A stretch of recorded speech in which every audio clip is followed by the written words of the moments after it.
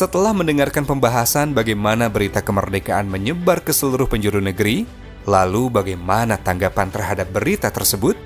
Selain sambutan dari dalam negeri, bagaimana sambutan dari luar negeri? Jawabannya akan kalian ketahui dalam pembahasan pada bagian ini. Jadi dengarkan dengan baik ya teman-teman. Selamat menyimak.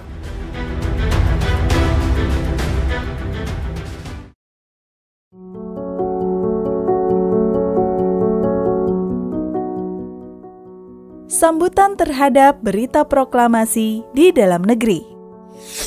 Berita proklamasi kemerdekaan disambut dengan kebahagiaan oleh sebagian besar rakyat Indonesia, terutama dari kalangan pemuda.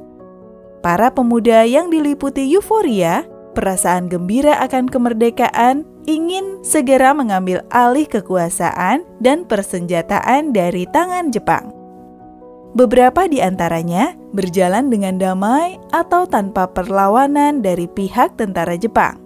Namun, ada pula yang disertai dengan konflik atau bentrokan bersenjata seperti yang terjadi di Surabaya. Para pemuda melakukan perebutan senjata, kantor pemerintahan, dan sarana yang strategis.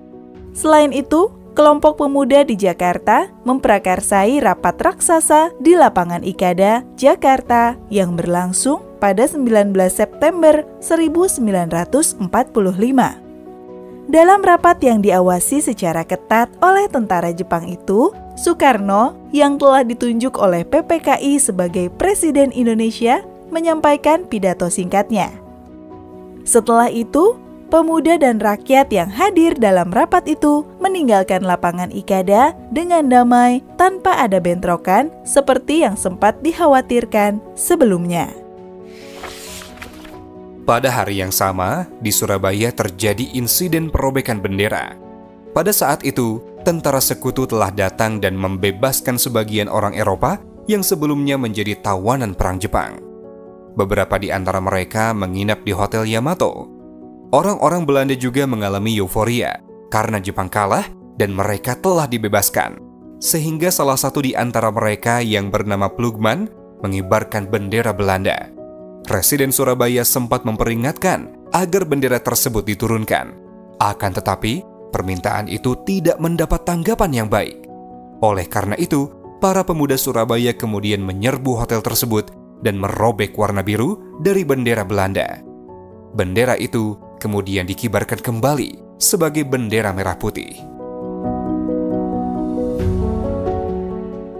Dukungan terhadap proklamasi kemerdekaan Indonesia datang dari Yogyakarta. Sri Sultan Hamengkubuwono ke-9 dan Paku Alam ke-8 pada 19 Agustus 1945 menyampaikan selamat atas proklamasi kemerdekaan Indonesia. Kedua tokoh tersebut kemudian mengeluarkan amanat yang menyatakan dukungan terhadap pemerintah Republik Indonesia pada 5 September 1945. Dukungan terhadap kemerdekaan Indonesia juga ditunjukkan dengan pembentukan Komite Nasional Indonesia disingkat KNI, dan dukungan dari daerah di berbagai wilayah seperti di Aceh, Palembang, Yogyakarta, Surakarta, dan sebagainya.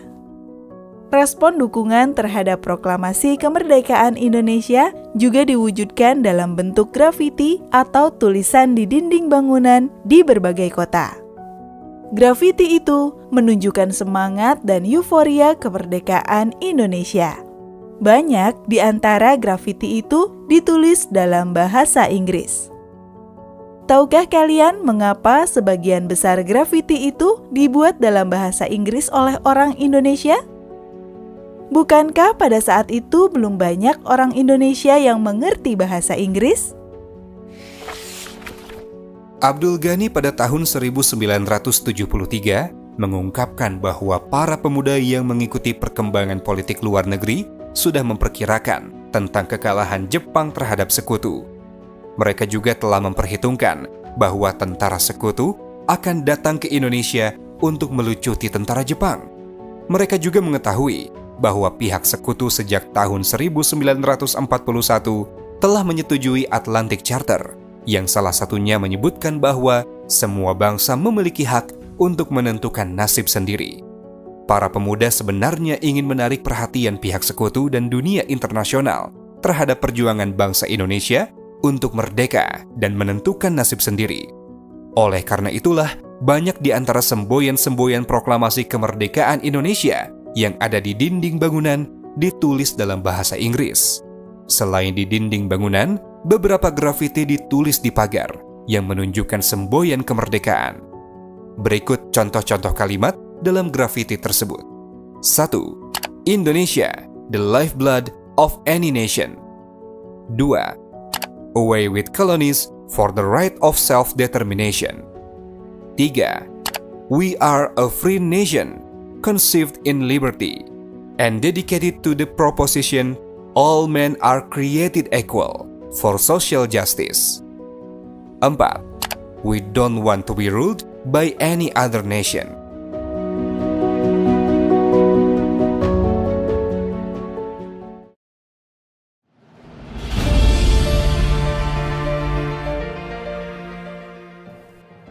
Nah, itulah pembahasan mengenai sambutan dari dalam negeri. Sekarang, kita lanjut ke pembahasan berikutnya, yaitu sambutan terhadap berita proklamasi di luar negeri. Berita proklamasi kemerdekaan Indonesia tidak hanya disambut gembira oleh bangsa Indonesia yang ada di tanah air, tetapi juga oleh diaspora Indonesia di luar negeri.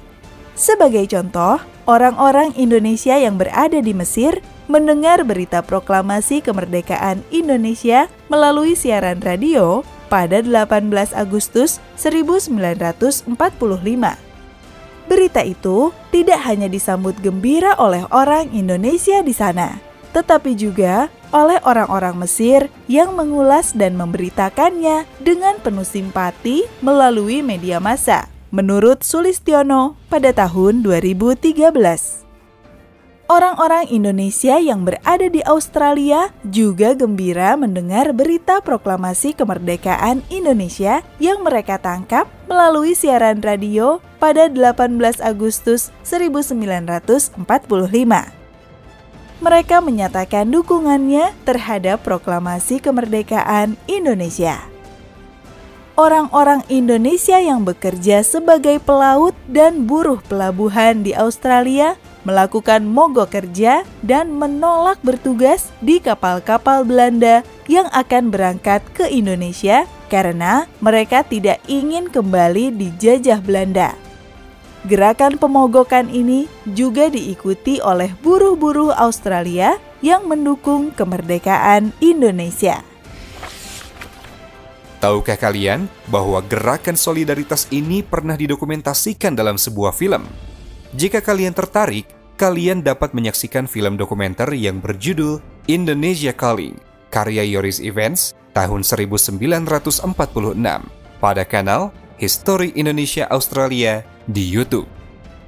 Teman-teman, ini adalah akhir dari pembahasan di subbab ini.